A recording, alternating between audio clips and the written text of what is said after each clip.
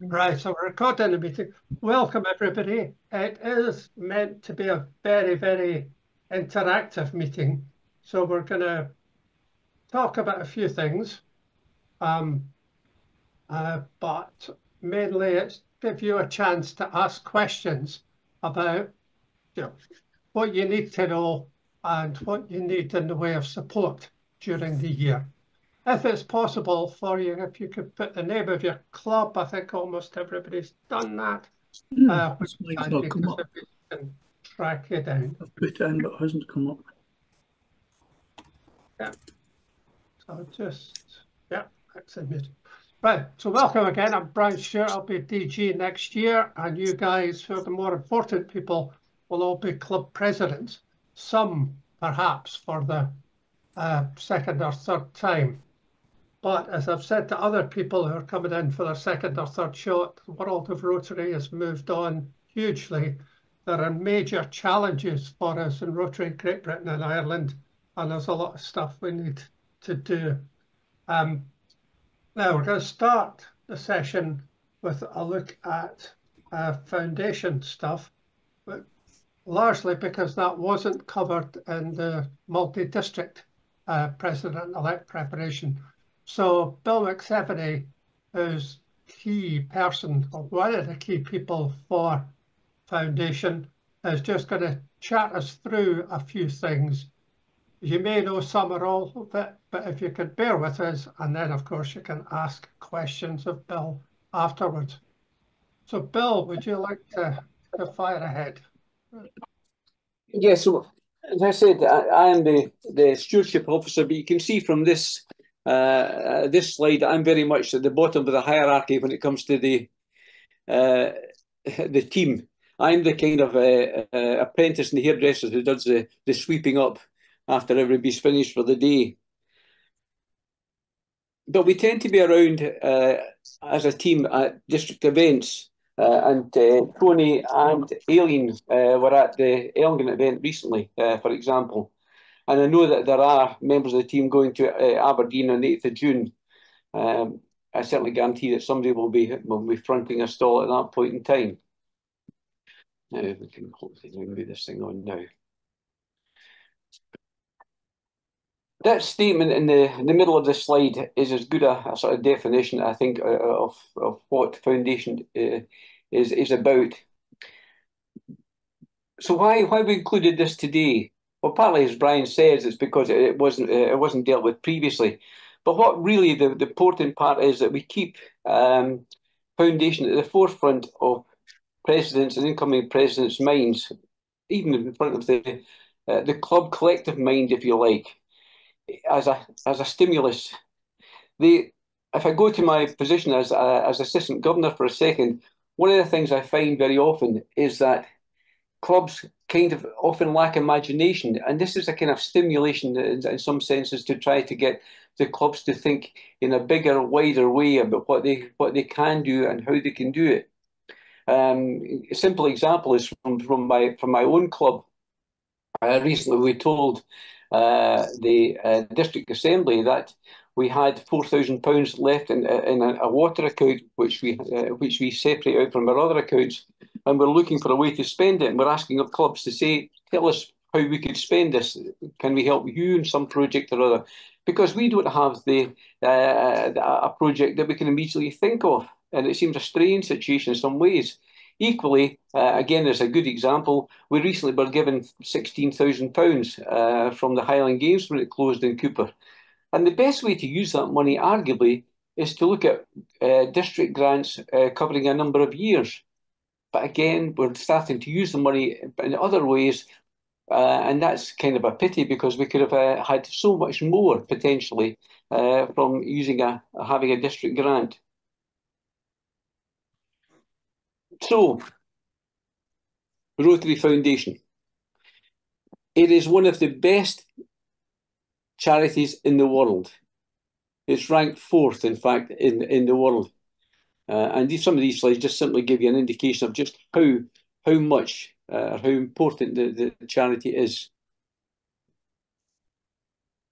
Yeah, it's fourth in the world.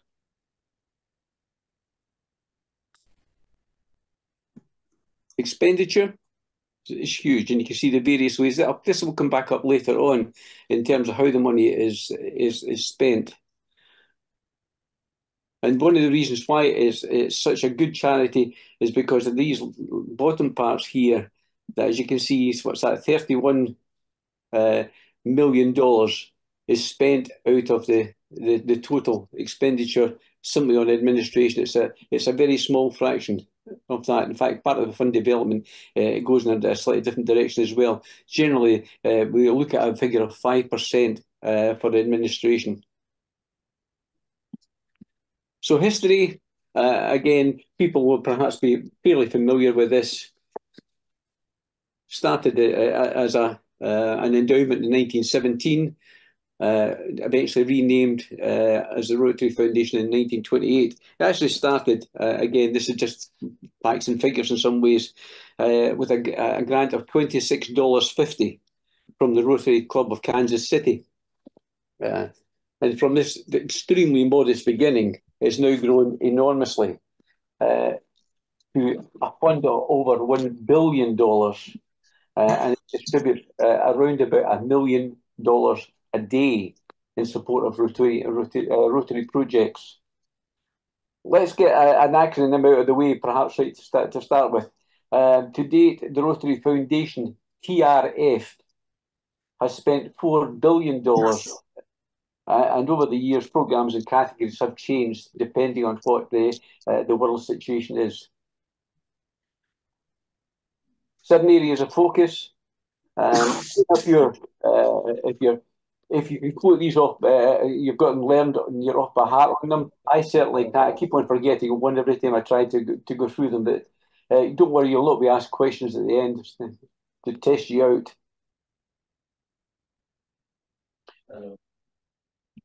And the actual programmes themselves.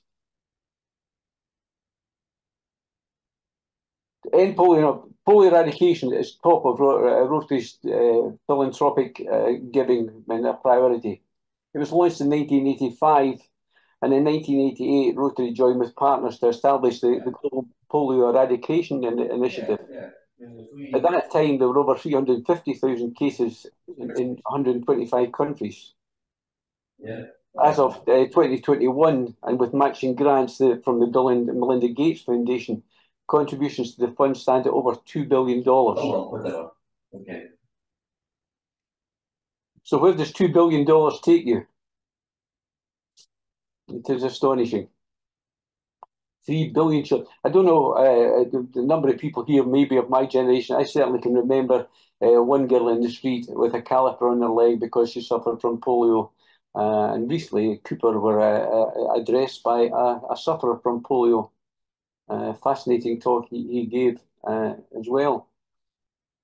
So, and we're now down to tiny numbers of cases in the world. I haven't seen the most recent figures. It's possible that there'll be no recent outbreaks. But of course, that has to continue. The whole programme has to continue for a long time into the future. And yeah, hopefully we'll see the end to this. So it's quite funny when you talk to children, they don't have any conception of it at all. So the annual fund is often it can be referred to as the share fund. This is where all the money collected by the clubs and passed on by individuals and so on goes to. So it's the primary source of funding for grants and activities, as you can see. This slide is slightly odd. I like the slide in some ways, but let me explain. That you see the annual fund sitting there, and it seems as though it's been put into the centre rather than it should be on the extreme left. But in fact, what they're getting at here in this slide is the fact that contributions from Rotary clubs can go directly into the foundation project. They can go directly to End Polio Now. They could go directly to peace centres and some of the other programmes that there are. But essentially, most of the money, pretty well all the money, goes straight into the annual fund, and after that, it's directed towards these other situations. Let me get rid of the endowment fund as well at the bottom. people make bequests, families make bequests and so on, and these go in to the endowment fund. And that rather balances out the whole programme over many years. That's the purpose of it. As you can see, 47.5% goes to DDF. Now, DDF, again, another acronym, District Designated Fund. And the other part goes to the World Fund. You see it says after 3 years. That is absolutely correct. What happens is that all the monies donated from 1 year are invested, and we gain that money after 3 years. So we're working 3 years behind all the time. It's a good thing because it allows the endowment fund, for example, just to balance that situation up. And you can see there the two funds together, 95%, the other 5% as administration. And again, it shows you that you can make a direct donation to some of these funds here. That's quite a nice slide that I like as well, because it really does give you an idea of where the money is actually going.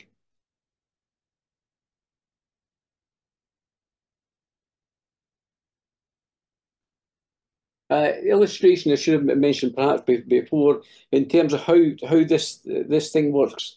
£20,000 from the district. If I go back perhaps to that slide again for a second. £20,000 from the district designated one, let's say allocated to polio. That immediately gains an extra 50% from the World Fund. And that then £30,000 is then backed up on a 2-to-1 basis by the Belinda Gates Foundation. So that eventually becomes $90,000. Huge increase in the money. Similarly, as was a district designated fund applied to a global grant, would receive an 80% match from the World Fund. The reason why it's an 80% match, not 100%, is quite simply the World Fund has on occasions run out of money. It's been so much has been asked of it, so they brought it down to 80%.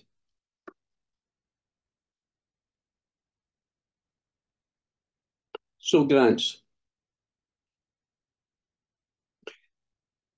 Perhaps the part that's most interesting to you. District grants, as you can see, support small-scale projects.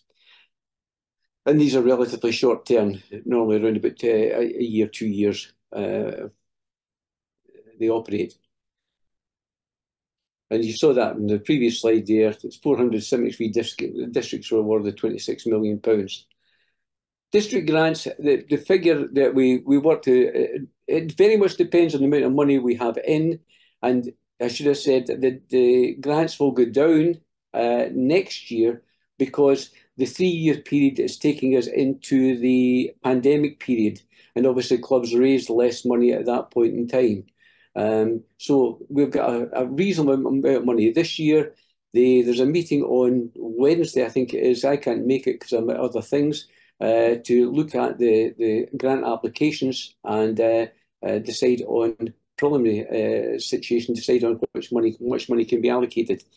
Previously, the figures are around about the maximum, the least is into the hundreds, but the most I think we've recently allocated something like £5,000. Global grants are a different situation altogether. These are very large-scale projects. Again, the American figure is $30,000, or in excess of $30,000. And so you're looking at quite a major project in that one. Again, I'll probably come back to that later. The examples of district grants there, you can see what happens with this money.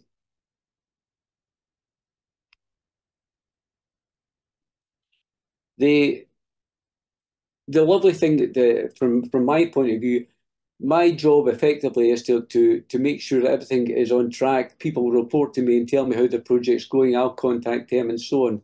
The nice part comes right at the end when I see I've got the receipts in, and these receipts must be kept by the clubs for a period of 5 years. I also keep them as well, my copy of them. but also with that is often the photographs that have been taken, and I really see at first hand how much that money helps all over the world, and obviously, as you can see here, it also helps in Scotland as well, or it can be anywhere, obviously, in Britain. In one of these categories, these situations where I said that categories have been added over the years, this was again a category that was added in,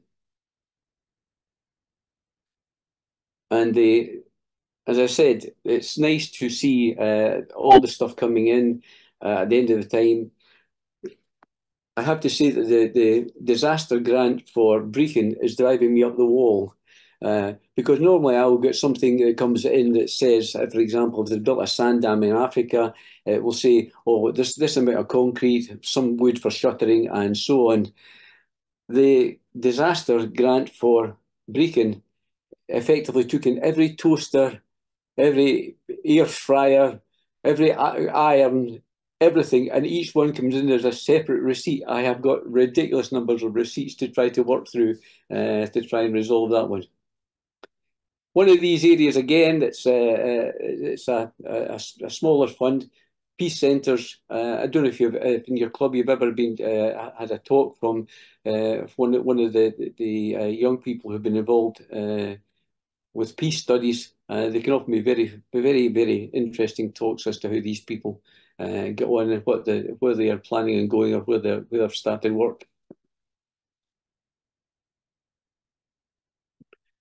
Again, just that business of the endowment fund, again, you can see the amount of money that's in it and the amount of money they intend to get at the end of the day. In terms of money, the whole idea is that clubs and individuals they would like to see $100 per year donated. Certainly, my own club matches that, and I know a number of clubs in my area also match that kind of figure. It can be done in different ways. It could be a sustaining membership. There are leaflets on that, and so on. But that's the general aim: is $100 per year. Every Rotarian every year is the slogan that's often used. Again, just more of these subcategories.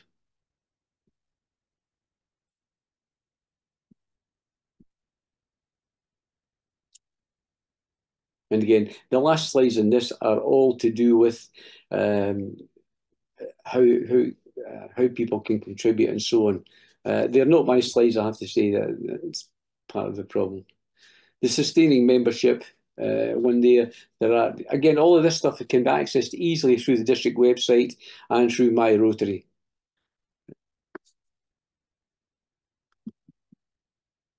Again, gift aid.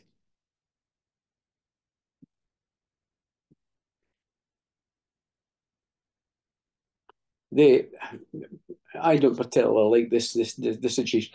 This situation, you can, if you're so inclined, get certificates and so on in terms of how much money you put into the fund. If you're a collector of certificates, if you want the plaques on your wall or whatever, you can follow that course. Again, all of that is on the online situation.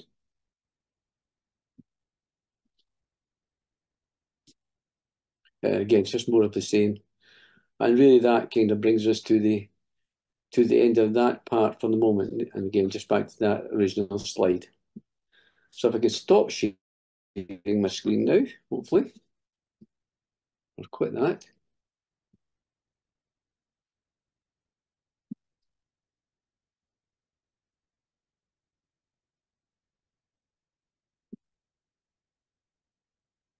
Where is it?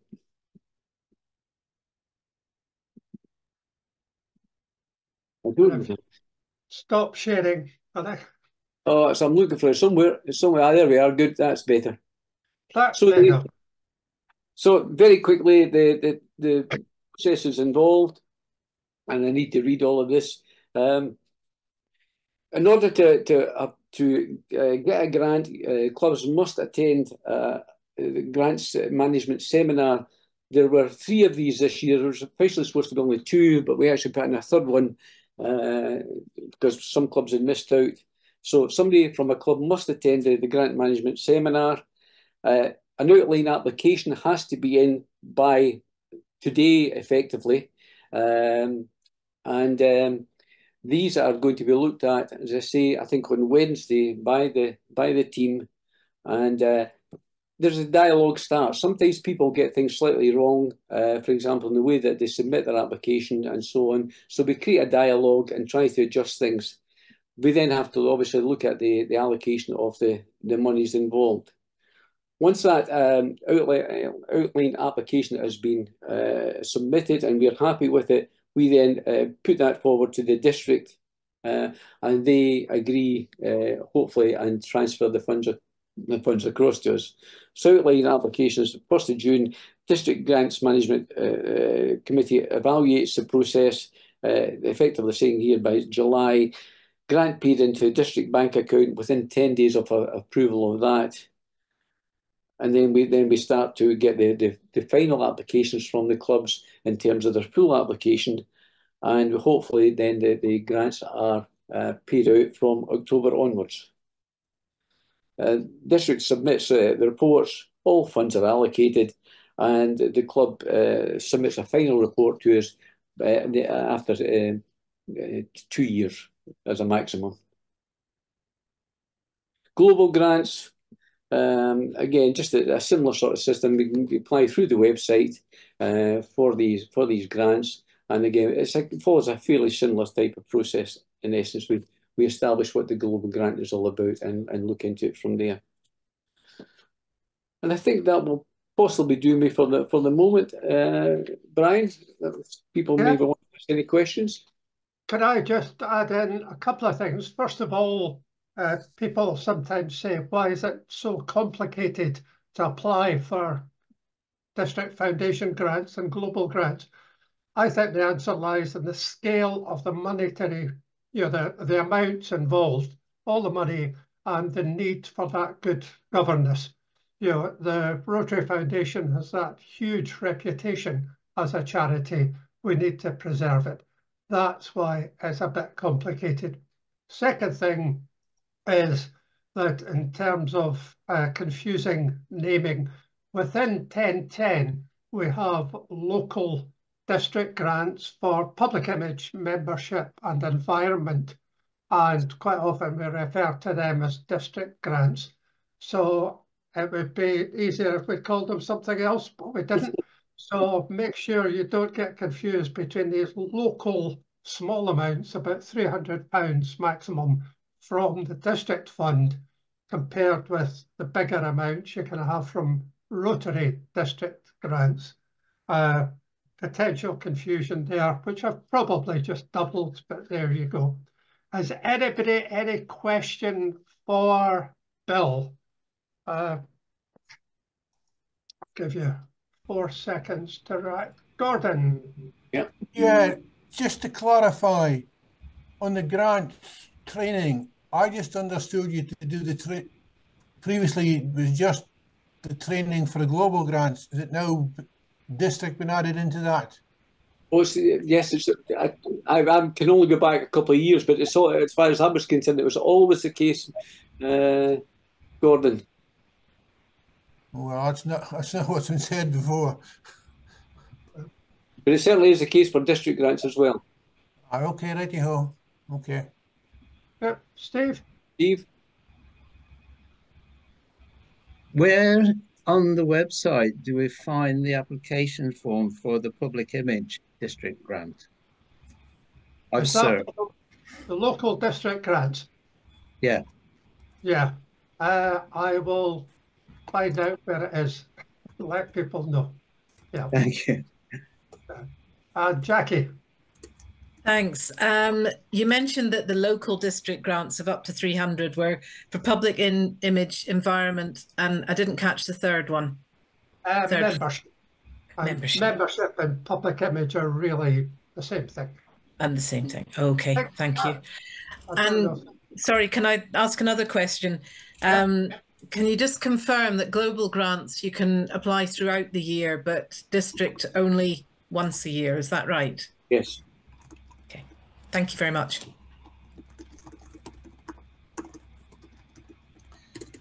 Okay. Yes, I mean, in terms of Steve's question about, application forms for things, the district website is a work in progress. We keep trying to refine it and make things easier to find. The basic conundrum is that people want what they're interested in on the front page, but we've got to get everything that everybody's interested in somewhere. But we are working on it and mindful of it. And if you spot errors, things that are missing, please email Carol and she'll email Philip Ross. Okay, thanks for that, Bill. Can I introduce Steve Rowan, who's arguably the most important person on the screen at the moment. He is our PI person, and PI and the links to membership are just absolutely crucial, and he's about to explain why. Hi, thanks for that warm welcome. No pressure. Gee, I can see all the smiling faces here this morning that you've been absolutely in raptures with everything you've heard. So it's downhill from now on. Before I begin, I just want to say to John Allen at Rotary, shut up. We don't want to hear because you know the answer to all these questions anyway. Okay? Right. Okay. What the hell is effective PI when it's at home?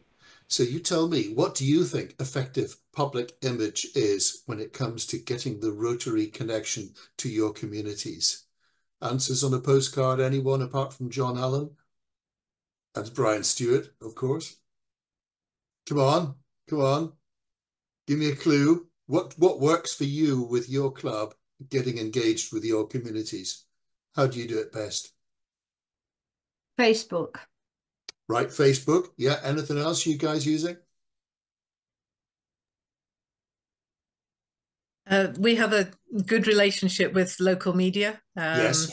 Forest has, the internationally well-known Forest Gazette, and they are doing a fantastic job for us, actually, in promoting things. Jackie, how often do you get anything published? I would say in the last 6 months, about a dozen times. So what are you doing? Are you feeding them regular stories with pictures? Yeah. So when we have an event coming up, we let them know. We ask them to send photographers. When we were purchasing our tri-show, we gave them advance notice of that, and they've been following the journey of that. We've got a big event next week. Anybody who's run a colour run, please contact me, because I've tons of paint powder in my garage at the moment. So they've been promoting that. So it's kind of forward stuff as well as retrospective. So it's really helped. Yeah, you just hit the nail on the head, didn't you, Jackie? Because you said it's forward stuff. We have a habit in Rotary of always talking about what just happened, which is too late for people to take part in. And we're not necessarily brilliant in saying what's coming up that people are going to get excited about. I see the other Steve, the handsome Steve, has got his hand up. Handsome Steve. I don't agree with that, actually. But anyway, what we do is if we're involved in some kind of event, like, for instance, a primary school quiz, where we get a captive audience, we get the parents and the teachers, in between the questions, we show slides of what we do in total, not just locally, but wherever around the world. So, and it's a good way of, they have to sit and read it because it's up there on the screen. And we also help other groups around the villages if they've got events on, like, for instance, if they need somebody to man the bar. And they're very appreciative of that. They also contribute to our funds as a reward of doing it. So it's just getting the name out there. Thanks very much for that, Steve. Ash, I see you've got your hand up. Yeah, it's quite simple, as we've got a huge notice board in Tesco. Right. Nearly everybody in West Hill walks past at one time or another during the week. So seems to work really well for future stuff and past stuff. So is this only for Rotary from your club? Yes, it's a Rotary notice board. How did you manage to get that? Friendly manager. That's very interesting. And how often do you update it? Weekly. Right. What have you got on it? We've got a sort of tea in the park thing coming up next week, which is advertised on there. Lots of photographs of local people taking part in past events, that sort of thing. So it's past and future. Excellent, excellent. And how do you promote your contact details if anybody wants to find out more? That's What do a you do? line along the bottom. So phone number and email address to the secretary. Have you considered a QR code? I'm just thinking that we may have done that recently, actually. I'm just trying to think when I last went in there. Was it up there? But yeah, it's a possibility, certainly. Mhm. And we use Facebook as well, but that only gets to the people who choose to look at Rotary. You can't blast everyone with Facebook. That's the trouble with it. That's the challenge with Facebook. It can be a bit Yeah. of an echo chamber. And it also possibly targets a profile which aren't the people that we want to reach. Yeah. Because it's the oldies like us that are using Facebook. The two generations younger than us aren't. But that's very interesting. Thank you for that, Ash. And it's actually quite inspiring to know that you've got a link with a local supermarket. Doug, I see you've got your hand up. Yeah, just ask Steve really how that works. We have a board in the Tesco in Ellen, and frankly, we don't get any feedback from it at all. Sometimes it's because the store set up their products in front of the board, which makes it difficult to access. But I just wondered what sort of feedback you're getting from West Hill. Ash, would you like to have feedback on that? Yeah, I mean, we've had a couple of people asking if they can help at some of the events, not as members necessarily, but just anything they could do to help. But certainly, I think that and there's a local magazine that goes around, but that's only once a quarter, helps boost up the numbers of people that come to things like the sort of tea in the park event we've got coming up. And we do get quite a good attendance, and that Rota Kids has got quite a lot to do with it as well, because everyone's interested in the pictures of the kids and the parents of the kids as well go through the schools. So there's quite a good link with the Rota Kids. So what we're picking up already from this conversation is, for example, that you've got promotion through local magazine or local publications, as Jackie's mentioned. Ash has mentioned the idea of a notice board dedicated to you in the supermarket.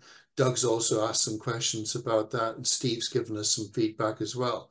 One of the things that I'm picking up from you guys is you're already busy doing public image, and it's possible that you just need to refine the message or strengthen it. And you probably have a pretty good idea already, without me trying to tell you how to suck eggs, what exactly effective PI is when it comes to reaching your communities. Anybody else got any thoughts about what you can do to actually get through to people? Fran, you got your hand up. Hi, yes. My title there is Fran. My name is Alan, but I'm coming in through my wife's email. But Sneaky. yeah, we as it happens, as soon as I finish on this meeting, I'm dashing off down to our town hall because we have a big event down there this afternoon that started today. It started about half an hour ago, called Make a Difference. And it's all the local organisation, clubs and associations in the town that will be taking a stall. And Pitlochry Rotary has a stall there just to raise awareness of what we do. I'm intrigued by the previous members, Ash and the gent from Ellen, that they have a board in their local Tesco's. I'm very intrigued with that. We're a small community. We don't have a Tesco's yet, but there is a very strong rumor that we're going to get a Tesco in the next 12 months. So that's something that I would be considering. So have you got a NISA in Pitlochry, I think, is it? No, we've got a co-op. Oh, right, okay. Which is not particularly good. Many issues with that one, but that's beside the point. But I'm intrigued. It's something I might consider talking to them about, because that's a good suggestion. But like many other small communities, we have a monthly magazine that comes out. It's Pitlochry Life, and we have a piece in there every month which tells the locals what we've been doing over the past months and what we might be doing in the future. So right. that's. So you're saying about what's coming up as well as what's happened, so people can see how busy you are, but you're also wanting to say this is how to get get involved. Yeah. Yes. On your stall that you're doing today, how are you promoting your club and the Rotary brand? What have you got? There'll be a board behind the stall with photographs of events and things that we have done over the past few months, and there'll be one or two of us on the stall, hopefully with a little box where people potentially will put many pounds into the donation box. But it's just we'll be the first stall that folks see as they come into the town hall, and it's just promoting ourselves, talking to the folks, welcoming them. Out of curiosity, on your stall, are the tables in front so you'll have Rotarians standing behind the tables, or are you pushing the tables back so you're in front? How are you doing that? I've not been there for the setup, so at the moment I'm not quite sure how it's going to be set up. But in the past I've been standing in front of in front of the stall. In terms of engagement, it's just something I've noticed with some clubs that they're very effective, because what they do is they push the tables to the back of the stall and they're standing in front and having face-to-face engagement with members of the public. The danger, obviously, of standing behind a table is that it's a barrier for communication. Just a thought. Exactly. So something worth looking at, if you're doing these tables, get in front so people can see you, and then you can actually engage, and it makes you look busier, which is always going to attract more people. Anybody else got any thoughts, or anybody doing anything exciting that they're promoting?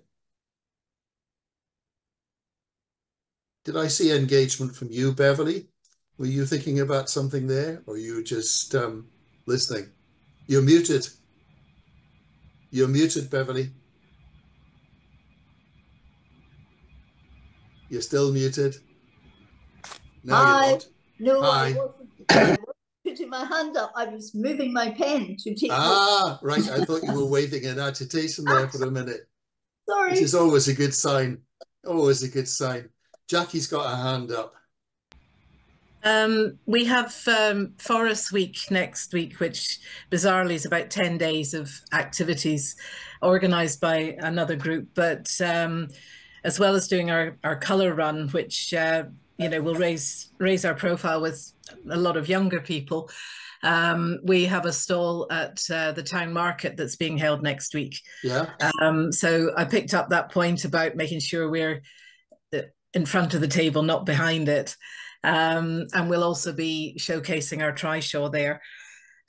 So the last time I was at one there, you could not move in the high street. So we're hoping that we have a prime location and get lots of traffic. But yeah, we'll have photos, we'll have leaflets about what Rotary is, etc., and plenty of volunteers there to chat, I hope. Okay, that's great. Thanks, Jackie. Before we move on, and I finally allow John Allen a word, and then Bill after that, and then John Cuthbert from Inverness. Hi, John. Firstly, John Allen. Hi, Steve. Hi. Morning, everyone. And I mentioned about the stalls. I personally prefer to turn the table sideways when we go to events, and the reason being is if you're stood at an event, you want to keep an eye on your merchandise out of one eye and actually look at who's actually coming down the street out of the other. If you've got the table behind you and you've got people behind you as well, you can't always keep an eye on things if you're trying to sell things at the same time. So if you put it to the side, it allows people to come deeper into your little enclosure and have a more interesting chat with them to say, come and join Rotary. It'll be the best thing you've ever done. So that's number one. There's more? Yeah. Oh, there's always more, isn't there, John? I'm afraid so. I'm a bigger mouth than you, Steve, and that's saying, it's a hard job. We've all got some great events going on, which I'm delighted to hear this morning. Now, what I like to do, if I can, if I see them being advertised on Facebook, particularly as an event, I will share that and we'll raise the profile of what Rotary is doing. So if you've got anything like that going on, and if once the event has actually happened, or even during the event, you can also post photos of the event to say you're actually at a particular a fundraiser. So we've got a couple coming up. So we're doing Wimpy Park this year again, where we're just going along. We've got some recycled toys from some of the Rotarians, which we sell for a peppercorn amount of, say, 10 pence each. And it's not about raising the money. We just take a free stall at this event and we just raise the profile of Rotary. So we're getting the folk out of the club because I enjoy working with the kids. And the final one we're doing is, last two, we're doing a couple of the Pride events this year. There's 35 Pride events happening in Scotland. Last year, Alloa Club went and helped Perth Canoe, and we got a hell of a lot of social media attention right the way around the planners on that one. So we're looking to replicate the same thing again this year. Stirling are also planning to launch a Pride event in September, and I'm looking to head along to the Fife one, but I'm not putting a stall on this year. But there's 35 on then, so if any clubs actually looking to do a Pride event at all or attend one, give me a shout, and because they're not as scary. It was quite interesting because everyone said, "Oh, I'm not too sure about that." But yeah, if you're curious, give me a call, and I'll get in touch, and we'll see if we can help. Thanks very much. That's a kind offer from John Allen. I think you should take it up if you have the chance. Next, it's Bill, then it's John Cuthbert, and then Beverly, who's decided she does have something to share with us. Bill, you're on. This is just maybe a statement, partly of the obvious, I suppose, in some ways. The whole business of having a stall, and I agree with you entirely about being out in front of any desk and so on. The importance also is at times is to make sure that the people there are good at communicating with the public, and that they have already are armed with a script. They know what to say, rather than kind of fumbling about at times. And the other one, and this was a kind of thing for Alan coming earlier on about meeting the people coming in.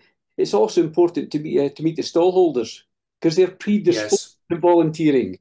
Yes. And you take the opportunity of talking to them. Yeah. It adds to the buzz as well, doesn't it? Hi, John Cuthbert from Inverness. How are you doing? I'm well, yes, thank you. Just a couple of things. I'm not sure at what stage it is, but the various clubs around the Highlands have been putting their minds together to see what notice should go at Inverness Airport. It lets people know as they're landing in the Highlands where the clubs are, what they do, and all the rest of it. So just that we exist there. But Inverness, along with some help from other clubs, has been storing important Inverness artifact. It's called the Rose Window, which came from a building that was demolished when the Eastgate Centre had been built. And it's going to be a central piece in the new visitor centre, which is the Inverness Castle is being turned into and will be open next year. Yeah. And so when people go around there, they'll see this lovely bit of masonry and glass with a big sign beside it saying sponsored by the Rotary clubs of around the Highlands. Brilliant. Okay, I'm glad you mentioned the airport sign, John. Your $5 in the post, by the way. And yeah, just on that update for everybody, that's moving on at a bit of a pace now. The idea is that we have a welcoming sign at airports, railway stations, places where the public are going through, ferries, that kind of thing. The design is still being finalized. It'll have a QR code on it, which will link to a website, which is rotary.scot.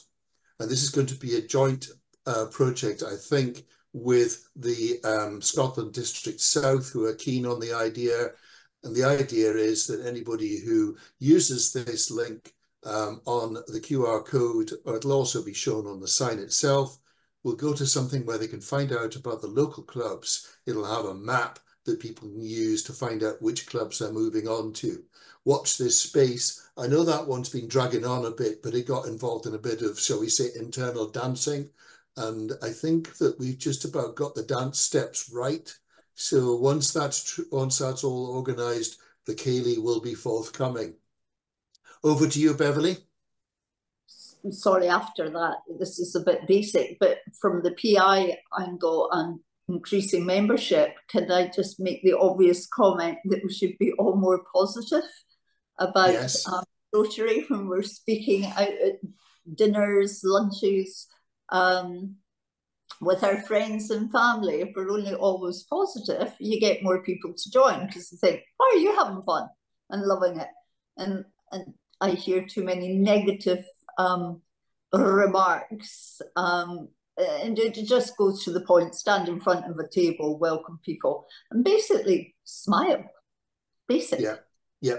Actually, what you just said isn't just basic, it's fundamental. Because if we don't actually promote that feeling that we're proud to be part of an organization that's doing fantastic things for people, and we're also having fun, then why are we members? Graham, you've got your hand up. Yes, I do. Nothing specific to add, just a question to Jackie. I noticed it came up in the chat, but I hadn't seen an answer yet. Jackie, can you tell us all what a colour run is? I'm sure I'm not the only one sitting here wondering what a colour run is.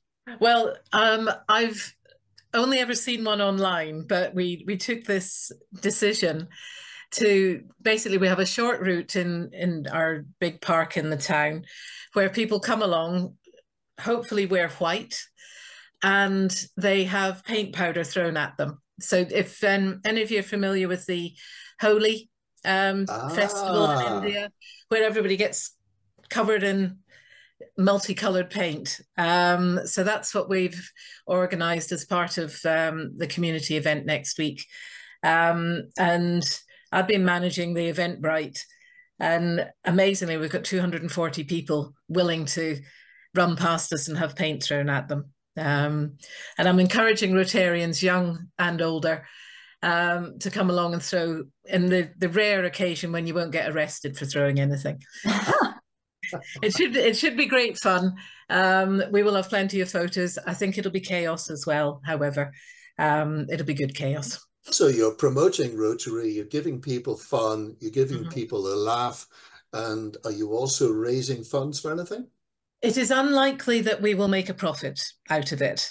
And we've accepted that because it's a community event. But people are already talking about it being an annual thing. I said, let's get next week over and see how it goes. But if it is, then we will look to raise funds. There will be opportunities for people to donate, but the costs of it at the moment outweigh the income. That's very interesting. Thank you for asking that, Graham. It's also intriguing to me. John Allen, are you thinking what I'm thinking about Rainbow Colour Run and Pride? I knew it. I knew it. You had that grin on your face, which means that your brain is in gear. Anybody else got anything they want to share? Because I don't want to hog this meeting this morning, but I get the feeling that you guys are on the case already. Morning, Steve. You know what it's all about. Somebody speaking. Morning, it's Max Wallace in Arbroath. I'm sorry I can't Hi, get my picture up. It's my new laptop and I don't know what's happened. But what we are doing in Arbroath at the moment is, when you're talking about getting out in the media, we have a site, Red Lichties Worldwide. Our PR team posts on that. Yeah. So we get, it's just to put Rotary out there. What kind of take up are you getting from the Great Unwashed? Are they interested? I haven't had any feedback from the PR team lately, but they do get quite a good feedback from that. And amazingly enough, Facebook, but Facebook isn't the platform to be on. Snapchat and TikTok and things like that we should be looking at. Yes, it's all the new toys, the newfangled things. Bevan, you've got your hand back up, but I'll finish with Max and then to you. Max, you carry on. We're becoming more involved with, there's the Arbroath Football Community Trust, which do a lot in the town for various groups. We've looked at that. As a result of that, we are now having volunteers going to a food bank and the conversation cafe. There is also the conversation cafe is for refugees. There are Afghans, there are Ukrainians, and as a result of that, the club looks after a small garden just outside the Abbey and another one in the town. We have now got some of these people going along to that, and there's also a community garden which the Rotary put into one of the poorer areas of the town, because we did a local needs analysis and looked at the poor areas. So we have now some of these refugees going along to help out there. We go to the farmers market. There is the Arbroath Courthouse, which is a project that is separate from Rotary, but Rotarians are putting quite a bit of work into that because it's been refurbed. And when we were talking about the captive audience at the school's quiz, we had our coffee morning. We've one once a year, and it's quite a big coffee morning. We have laminated, every event we go out to, we have a laminated sheet for the public to read what the Arbroath Club has done for the community, for the primary schools quiz, and what Rotary is doing worldwide. And we hung those all on hangers at every table.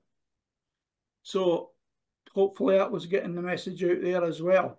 I think you picked up on a very important point. Max, sorry? Max, I'm going to have to stop you from listing too much, but Okay. you've actually picked up on a very important point, which is when you're collaborating in local projects, it doesn't necessarily dilute the Rotary brand, but you can actually do things to push your Rotary brand back up, like wearing stuff which has got the Rotary market, you know, the sign of excellence on it and that kind of thing.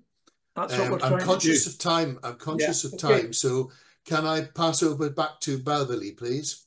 Sorry, just a quick one. We've just, with a gentleman who's into podcasting, he's actually a horse racing pundit, and he is doing a podcast on local radio, hospital radio. And at the beginning, a professional voiceover is sponsored by Rotary Club of Perth, serving our community. So that's said at the beginning and the end of a 1 hour podcast. It's like a desert island disc. So it's music, goes to all the hospitals in our area, and all the nursing homes as well have access to it. So we're mentioned at the beginning, we're mentioned at the end, and hopefully it's great music and commentary. So it's something you might all want to think about.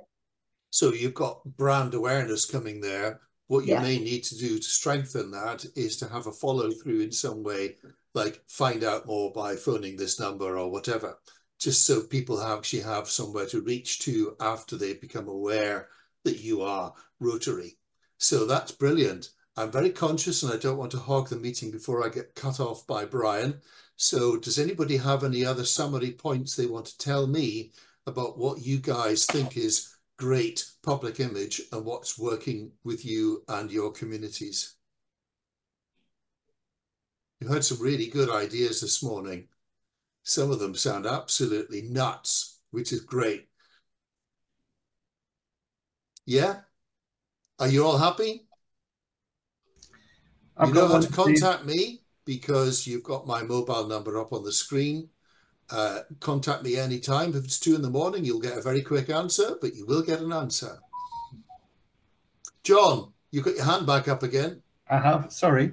I pitched an idea a few weeks ago about a mini cluster to actually help each of the clubs out. So in Alloa, for example, we're trying to work with our neighbouring clubs, not necessarily as big as an area. So we jointly work on events together, sharing resources, skills, and jointly promote and our collaborative efforts that way. So again, just another reach out to encourage everyone else to do the same thing.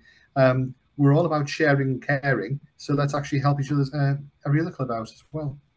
Great. Okay. Brian, have I run out of time?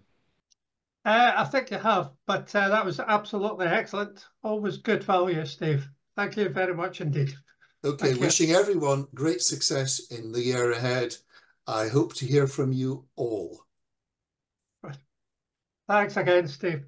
Can I just add on to mention that was mentioned at council, which is we're working on a major hiring a professional PR company to do some major PR, and it's a joint project with us, South of Scotland. That Ireland actually does it and has been doing it for a few years. They've hired a professional PR person to place articles in the local press around Ireland and really to capitalise on major events. The best example they got was one of the clubs got Liam Neeson as an associate member, and they've made huge capital out of that. So we're launching an appeal. Anybody knows anybody famous that they can drag into Rotary, that would be great. Best we've got so far is somebody whose niece is one of the gladiators. So we'll try and make her an associate member and do what we can. So Steve and I and Graham Leith and Jim Hatter, who will be taking over membership next year, will be going down to speak to this company. David Walker. David? Sorry to be a stick in the mud, but I didn't think we were allowed associate members anymore. Right, you're allowed. Yes, I think that you definitely are. I mean, you can have membership can be very, very flexible. I'll check on that, but I'm pretty sure that is still is. We just had our AGM and our secretary was going on about having to change it to be a friend of Rotary rather than associate members because people were abusing the system. Can I answer that, Brian?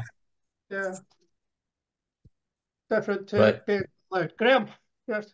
Yes, so you're quite right. Technically, there isn't anything on the DMS or anything that says associate member, but you can still have people that you call an associate member for yourself. They don't get listed anywhere. They don't get emails or anything. So it's no longer a formal thing. Rotarians. Yeah. Yeah. Okay. Now, for this PI project, so we're going down to speak to this company in a couple of weeks. But if you call them friends or associate members, whatever, you get people involved in your club and helping you. So I've got two other kind of bit more mundane things to talk about. And first of all, kind of make an appeal to you in terms of communication with the district support team, which primarily comes through Carol Stewart. And we're absolutely plagued with, we write to clubs, ask for information, and we end up writing to them again and again and again. So coming up to the last two council meetings, Carol was emailing clubs who simply hadn't responded to whether they were coming or not. And it's irritating for us because clubs then complain that they get too many emails from the district team. And really, if you reply to the first email, you won't get any more on that subject. So please do that. The newsletter comes out. Some club secretaries feel that they are guardians of the newsletter and they decide who finds out what's going on. Encourage them just to circulate it around to members so that everybody knows what's going on. A number of times we have somebody, an ordinary member of a club who doesn't know what's happening somewhere because they've not been told. We put the information out. So please, respond to deadlines, chase up your secretaries, make sure they're doing stuff. And the other thing I was going to mention is to do with the new models of membership that are coming in, direct membership. People are able to apply directly to join a Rotary, which is not a club, but they join Rotary, they pay the fees, they are Rotarians, and there are district hubs. We've got one which has only got 2 people in it at the moment, but that is likely to improve.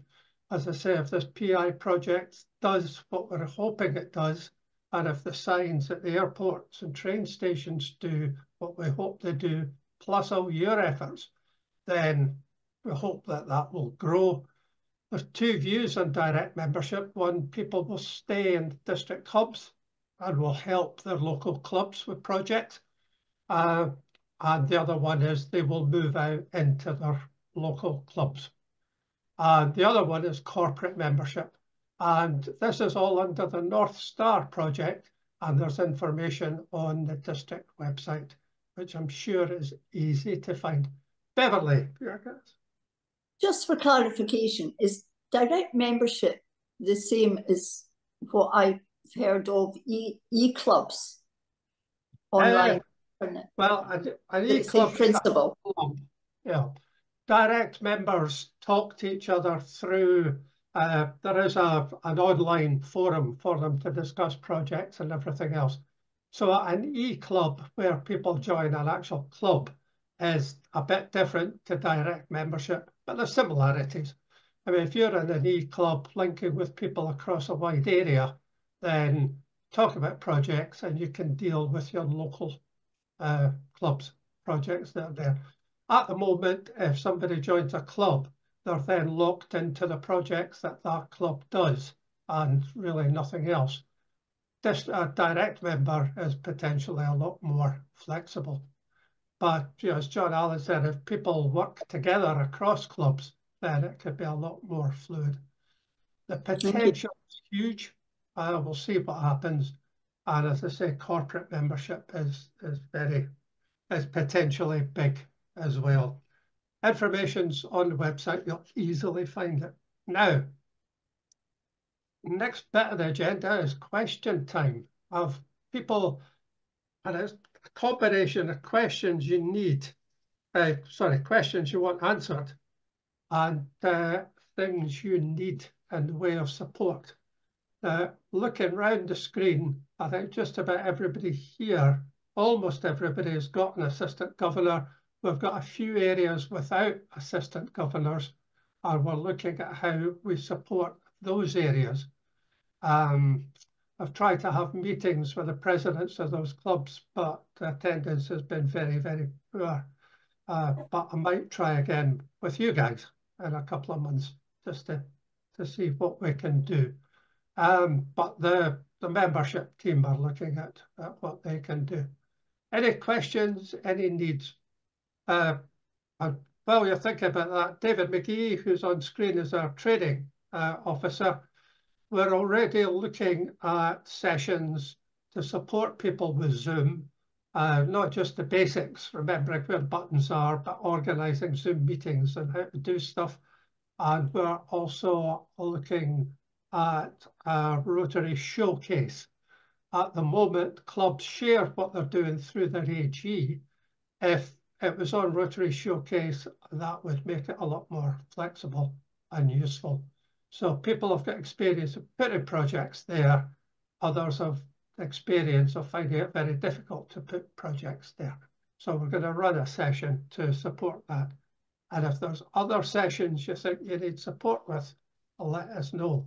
If there's other online forums, discussion about topics, let us know.